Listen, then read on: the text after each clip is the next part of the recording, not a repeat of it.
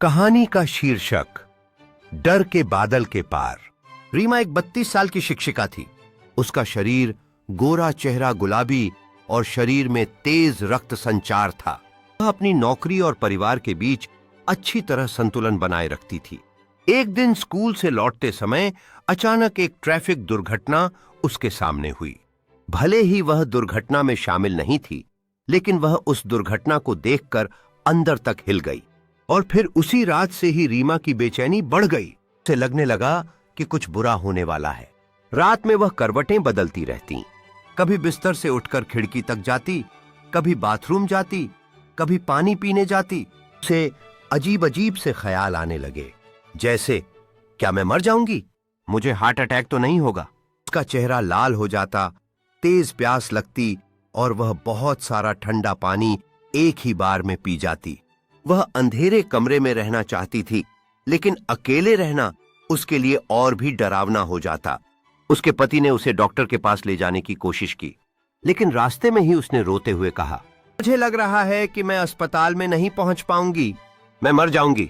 फिर अस्पताल पहुंचकर डॉक्टर ने रीमा के शरीर की जांच की, लेकिन कोई गंभीर शारीरिक बीमारी नहीं निकली।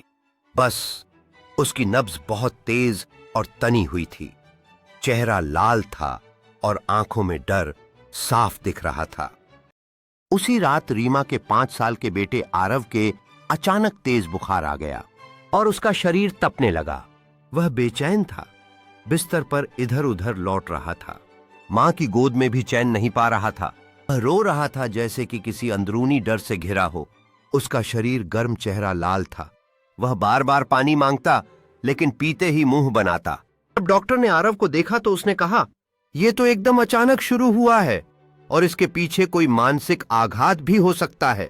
रीमा के पति रवि एक सरकारी कर्मचारी थे। पिछले हफ्ते उन्होंने शहर से बाहर मीटिंग अटेंड की थी। ट्रेन से लौटते समय ठंडी खुश्क हवा में काफी देर सफर किया।